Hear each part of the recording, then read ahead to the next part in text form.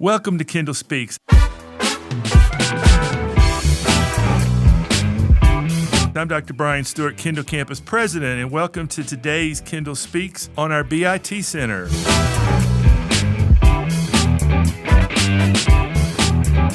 We have three amazing guests with us today. First, the chair for the School of Global Business, Mrs. Alexis Portuando. Welcome. Thank you. Glad to have you. You're a return guest here on our podcast. I am. I have my punch card with me. I expect a stamp. Okay, we'll work on that. Also with us is Josimar Mendez Sanchez, our BIT Center Manager. Was I close? Yeah, that was perfect. That was perfect. All right. And Dr. Tavares Scott, who's our Business Resource Center Manager. Hello. Good to have you guys with us today. Let's first start again with you, Chair Portuando. Talk a little bit about your journey to the Kendall campus and remind our audience how you came to MDC. Yes, absolutely. So I'm from Western New York, Rochester area, and I hopped down to Florida in 2008 after I got my master's degree in student personnel administration, and I was working in higher education in the residence life side of the house at colleges and universities. So I was working at USF in Tampa for 4 years. Then I hopped over to this side of the state and landed in Miami. I was at UM for 3 years, still in housing, and then life was like, okay, Alexis, it's time to move off campus. It's been 13 years.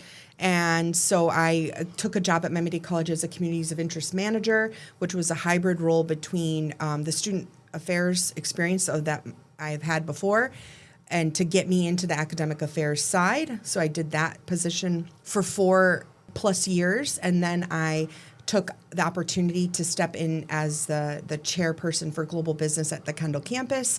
And I've been there since the end of 2019.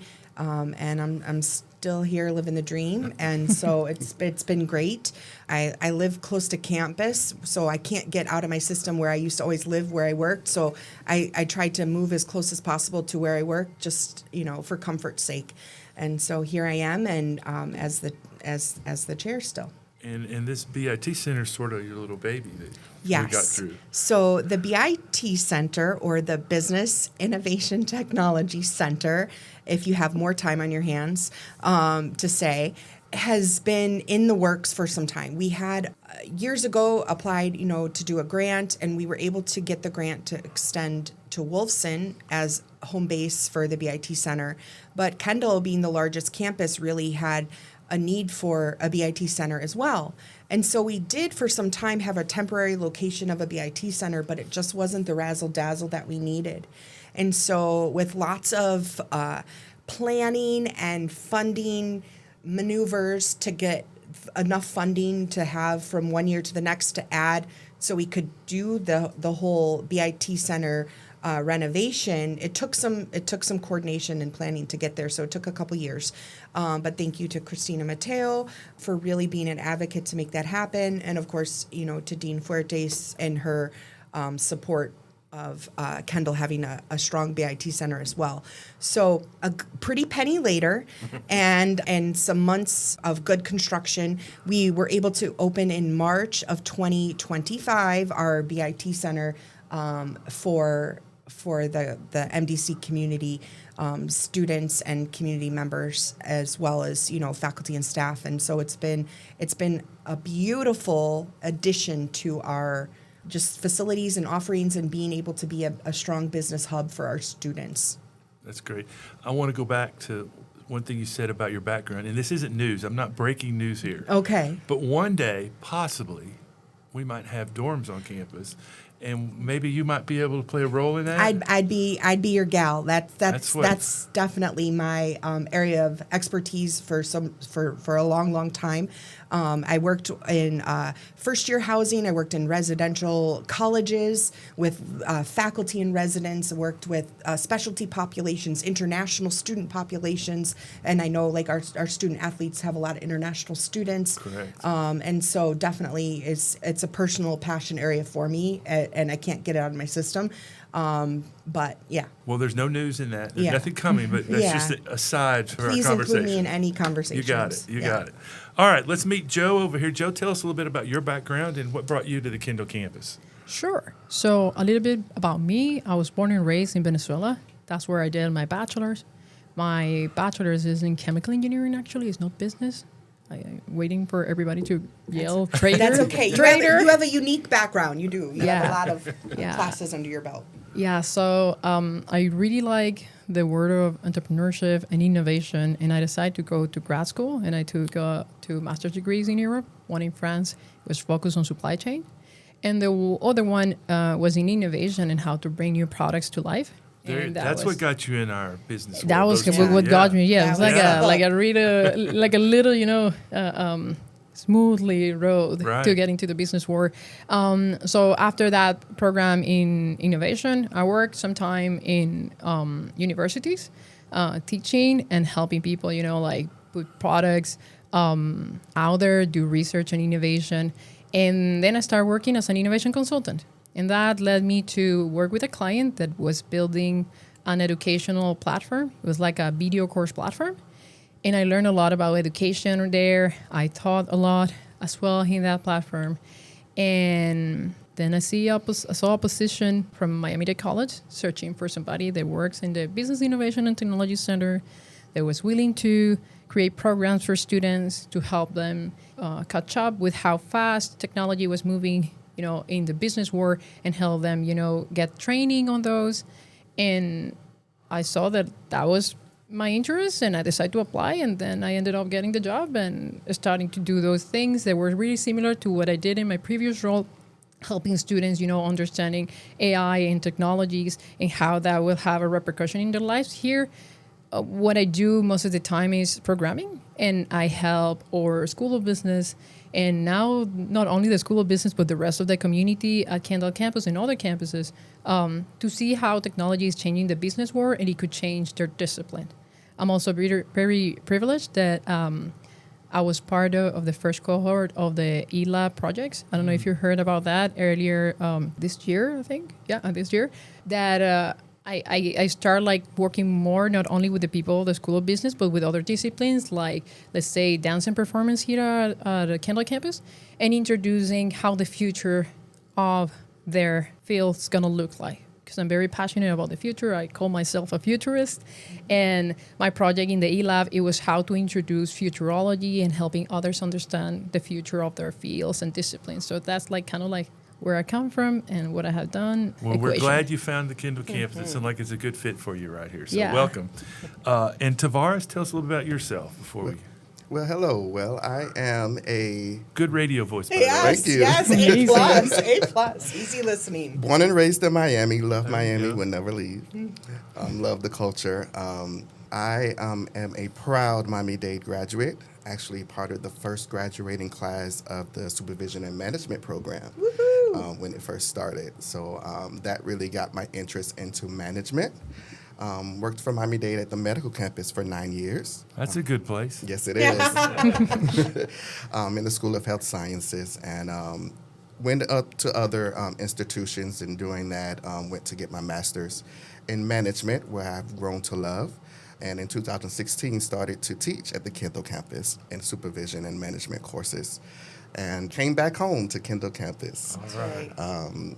As the Business Resource Center manager, and something that I am loving and getting in contact with the students, and it's a great experience. Well, that's great. And you guys are a great team, so it's great to have you here today. Thank So you. let's get into it. Let's talk about the BIT Center and what inspired our creation for that. So definitely the inspiration was to have a place where students could connect and belong. A sense of belonging is a huge contributing factor to academic success for students, and so they didn't have a place to call their own. And so now we have 2 beautiful classrooms and a center lounge area where students can gather. And they really already have naturally found it as a hang place in a positive way to talk about student organizations they're part of and initiatives that they want to get off the ground. And so it's been really productive for students to just have a place to call their own. And then on the programmatic sense, I'll let Yosmar talk about that. But it's just been sky's the limit for us to have really great initiatives brought into the facility. which we're really proud of. And so much is coming to fruition already. And again, we opened the doors in March, and so we've already really taken a lot off the ground, which has been a point of pride for all of us.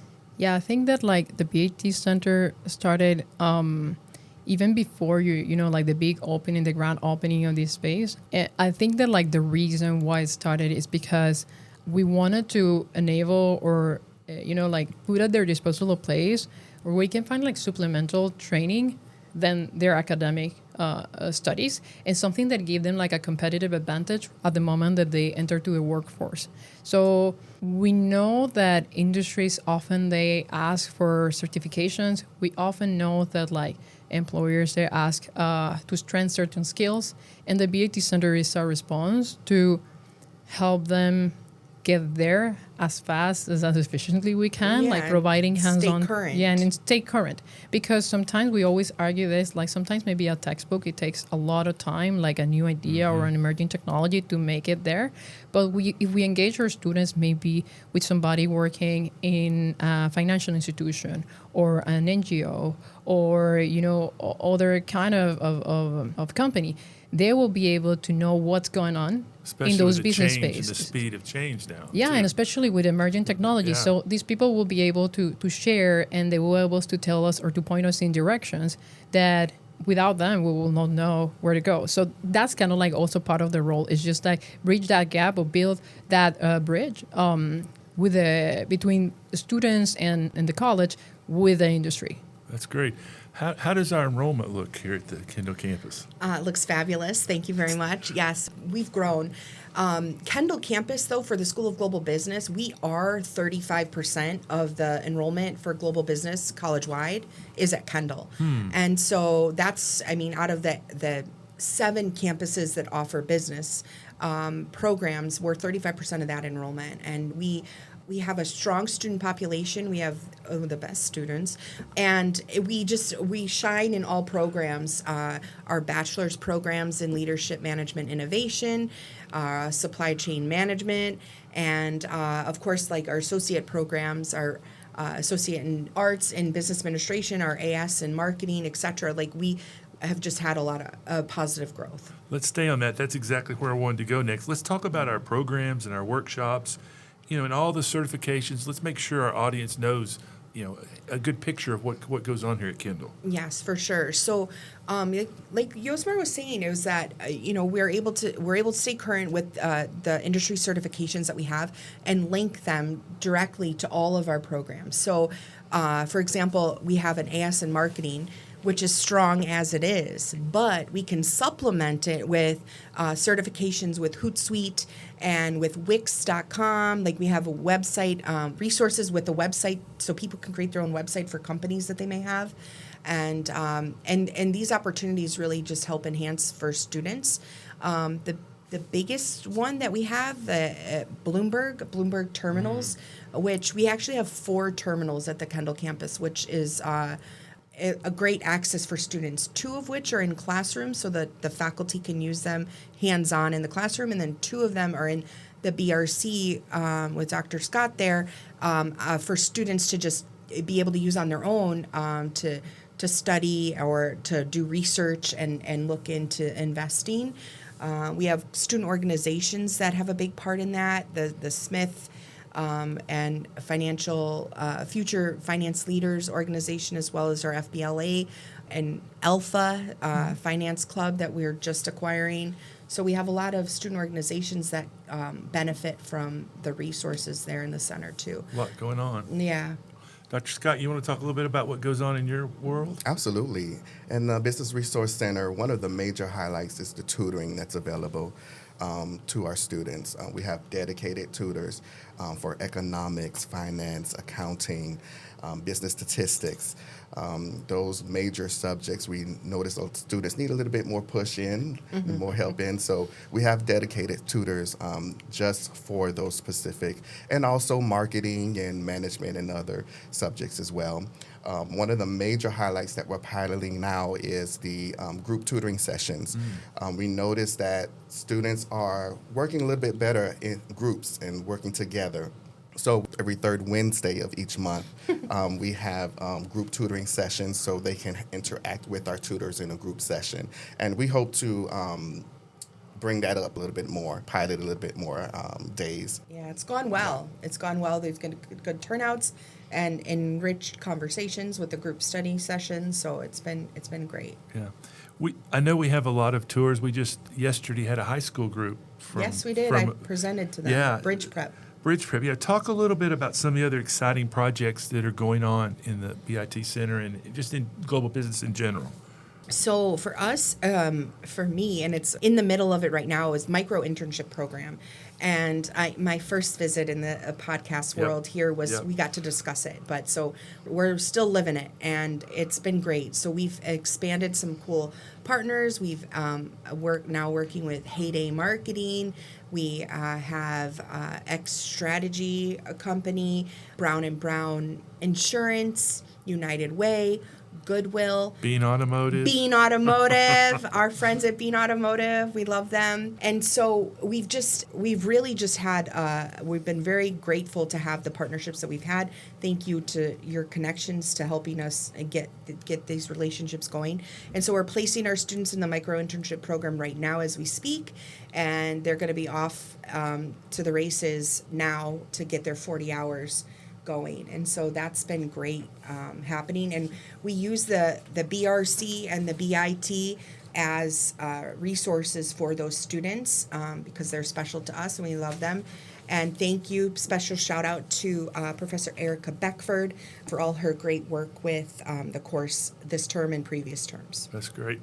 We mentioned a little bit about emerging technologies. And of course, we've done a podcast on AI recently.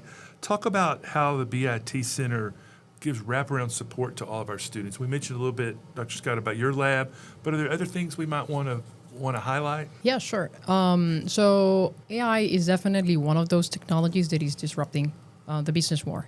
And we know it. Indeed, we have at the School of Business a whole course that is devoted to artificial intelligence in business. At the BIT, what we do is that we often offer a series of speaker series where we host companies that are supporting that transformation in the business world. For example, last year we have a series. We have this company called Brabant, and they came in. It was with Dr. Milena Lavo. We host them there in one of her classes, and they talk us through applications of AI. We know that in the field of business, we maybe are not coding, maybe not have that expertise, but we are the ones that are in the front end of the applications and how this is going to help us save time. So we often bring those conversations to classrooms. We often also connect with our fellows in EdTech to give access to our classes to learn more about AI essentials and AI prompting. And something that we were really doing this past year is to training our faculty. We had the chance to bring our faculty to a conference in Orlando, Florida. It was like a higher education conference and how to teach AI. And I think that from the group that it went there, 4 of us were Kendall campus faculty. Mm-hmm. So that was great. And now they brought back a lot of ideas on how to implement those. And when students come in, like usually what we offer to them is workshops. We have a program that we offer as part of the BIT Center.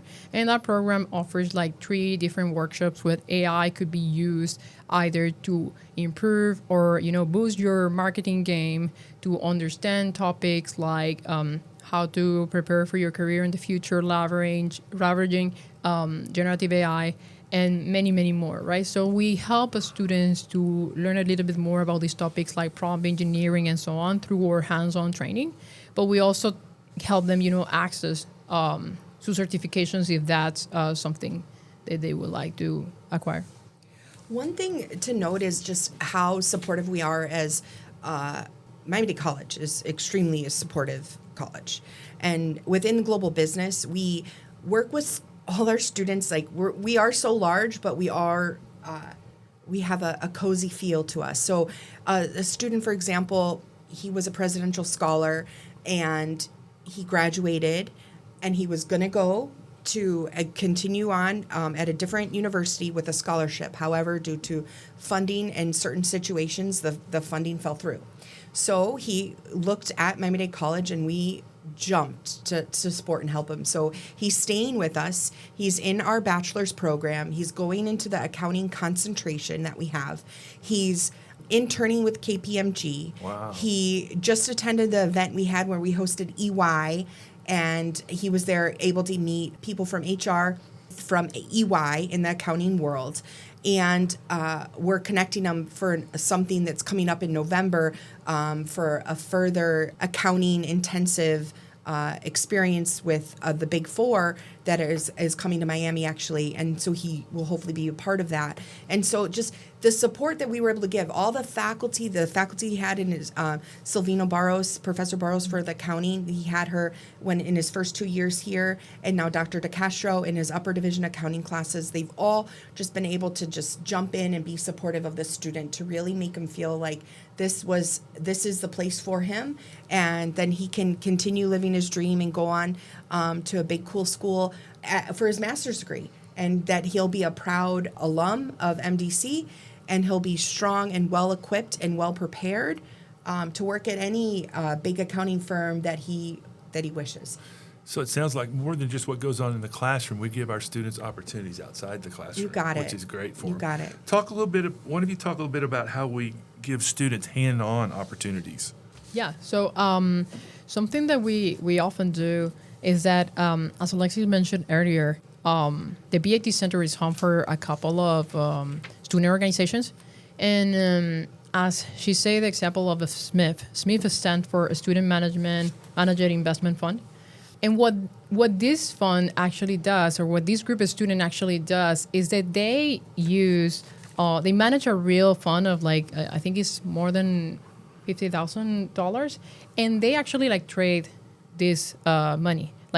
Usually in other colleges or universities, the group they stand by this name, SMIF, they just kind of practice or discuss on trading strategies. But in here at MDC, we make sure that they have an actual fund of real money that they can, trade. So these student organizations like SMIT, like SODA, that it stands for Student Operated Digital Agency, they go and practice the things they are learning in the classrooms, the things they are learning in those certifications, and they put them in place. SODA is more like a social media marketing agency organized and ruled by students. And what they do, they host events, and they also provide support to people in the community regarding their marketing strategies, right? So these student organizations, they give students not only a chance to learn on top of what they're learning in the classroom, but actually transition on use that knowledge.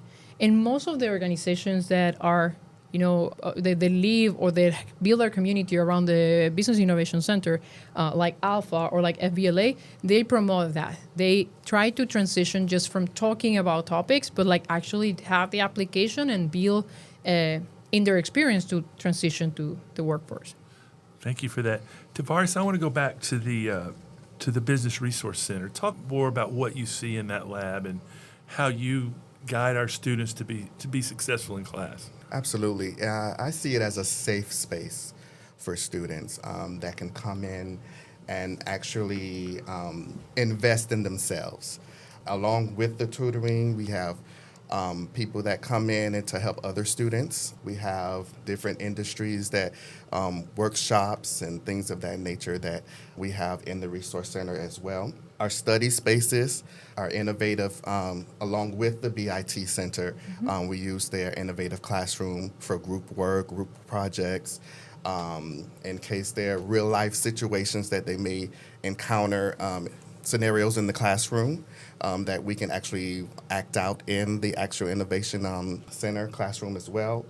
And in the case that they're on campus and they want to do their MDC live classes, there's a space for that, as well. So it's more of a safe space for them to be able to learn more and to coincide with other students along with us, the tutors, to be better students.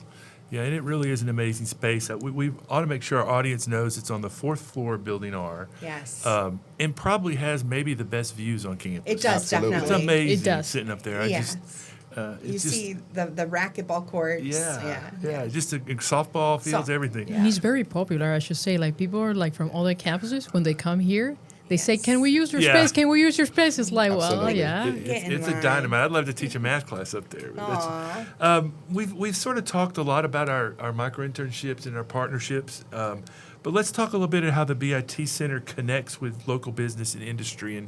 And we've talked about what goes on. It's not inside the classroom, but it's outside. So let's talk a little bit about those connections. Yeah, sure. A great example is something that we're just piloting this year, that is industry challenges. So we have the privilege that we have faculty that are very, very, like innovative and open to try things, even when they we don't know how they're gonna go. And since this summer, we have been partnering with faculty. At first, we partnered with a faculty in West Campus, Dr. Rambaran, Dr. Barun Rambaran, and he helped us hold this industry challenge with an AI startup. Their name of the startup is Co-Creator, and they have an AI agent called Hakim that he helps business entrepreneurs in their journey, because this journey could be very lonely and you don't have all the answers. So our students, they serve as consultants in the sense of helping this startup on tap on like new market segments. And we have such a successful experience that they decided to keep collaborating. And indeed, another company sums up, like that other company is called Gale AI. It's like a financial platform that, and they are working now with Dr. Barun Rambaran. But the guys from Co-Creator and Hakim AI, they are working now with a Kendall campus faculty that is Dr. Nairi Smith. That is also Yes. And Varun, too. yeah, both of them Yeah, are they now both teacher are chairs. You're like, ETCs this yeah, year. and they are helping now, based on the learnings that the students on summer this term find out. They will be working on another customer discovery challenge in one of her business strategy classes. They are already like halfway of the challenge, but again, it's just helping these companies get some validation on what they are building, help these companies, like get some value, and also providing students with access to their tools, exposure to how AI is changing the entrepreneurial world, the managing world, the financial world, right? So they are in the forefront with these companies, and they are giving them feedback so these companies shift their strategies. That's like the best, I think, example of like successful collaborations we have put in place. That's great. That's wonderful. We've kind of hit on technology in a Yeah. lot of our questions today. As we kind of start to wrapping up, let's talk about the role of technology with high demand programs and how we use that in the BIT Center, and then maybe also how we identify new technologies that support our students. Oh, that's great. So so we incorporate technology in all of our programs. In our accounting concentration, we have an accounting information systems class. In our HR concentration, we have a HR information systems class. And we have, as Josmar mentioned, our a business AI course that we have that you can take as an elective, as a lower division elective in any of the programs. So we have a lot of technology incorporated into courses officially, but also our faculty are using technology in all their courses in various capacities. And so you really will be immersed in that while you're in our programs for sure. And that exposure is necessary to work in the career landscape of today for sure. And so the support of the BIT Center that they bring is allowing students a playground to experiment in these systems so that they have experience even with Salesforce and CRMs and different platforms that they can already come in knowing a thing or two about when they're working in industry. And that can make all the difference to really set them apart. And our students, our programs are geared for them, to get into the workplace, and the strength of the programs allows them to be confident leaders when they're out there doing this, because it won't be the first time they've heard something. They would have gotten exposure to it prior to starting the job. And we do a lot of career preparation. We work with MDC Works, and we hold that of high regard, that career preparation for our students, so that they are able to present themselves well. In our marketing courses, we talk about branding and being able to represent who they are, and so it comes into play in all that they do, and we really hope that they go out there and are presenting their best selves and their true selves to be ready and competitive for the jobs ahead. As we close here, I want to go around the table for one last question. I'm going to start with you, Dr. Scott.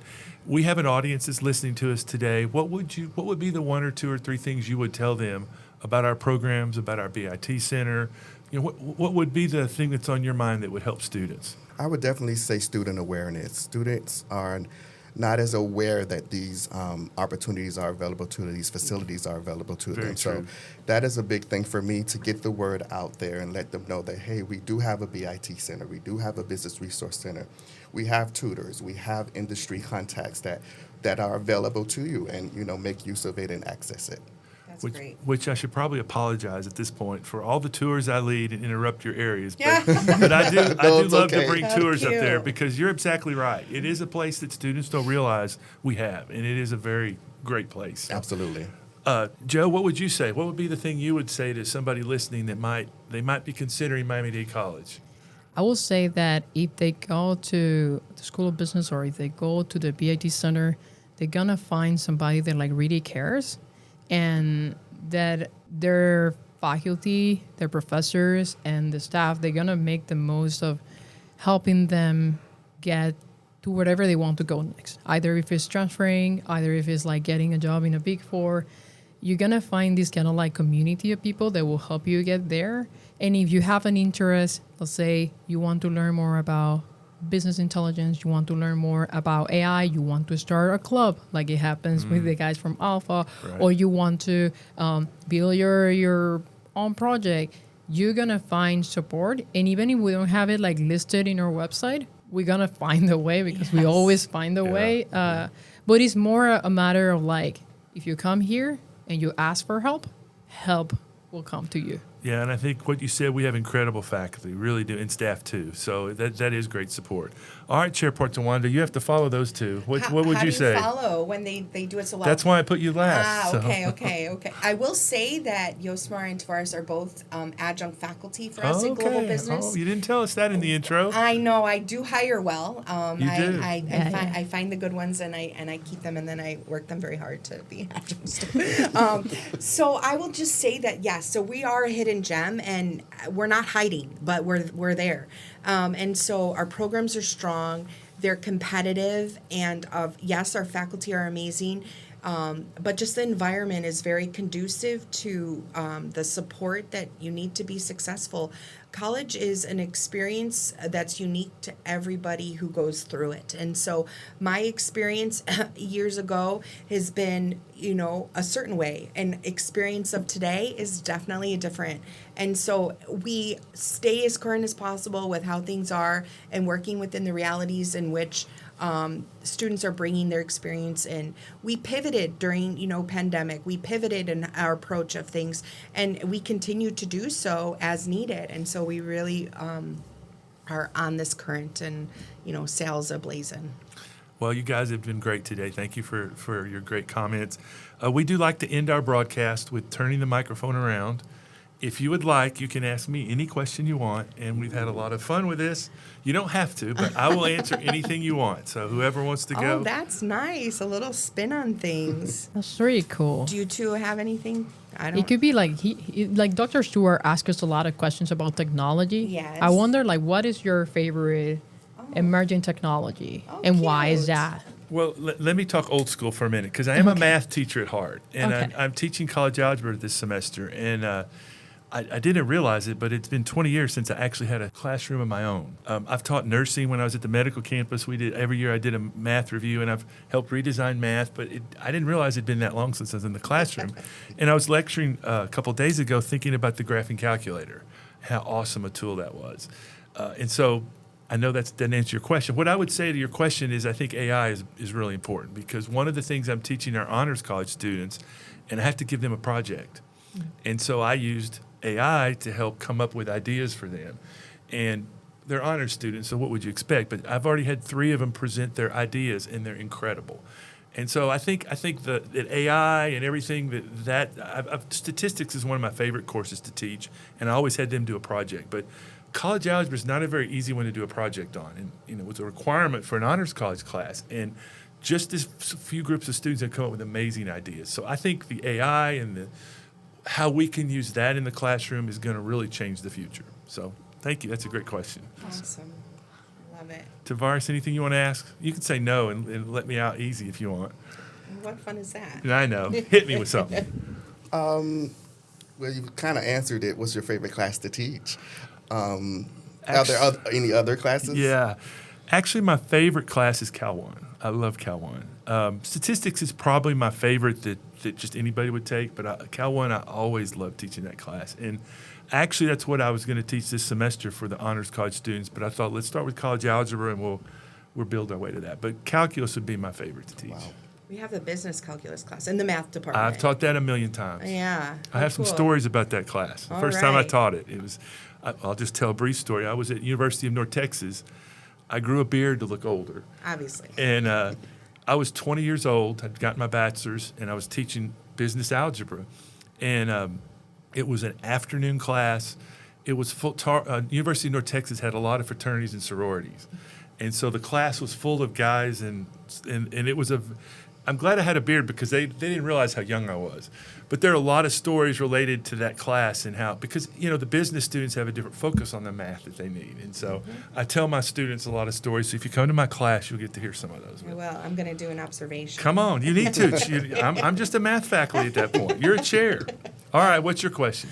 My question is just what support does Dr. Stewart bring to global business at Kendall? We have a pretty shiny name on our building R, and so what support we get? I know day in and day out you think of global business and how wonderful we are, but what support does Dr. Stewart bring to our department? Well, I think, now that I've been here 15 or so months, I really, the thing I see about this program, and you guys have talked about how diverse we are and how many different opportunities we have for students, but I think what I can bring is community connections, and we've done that with micro internship program.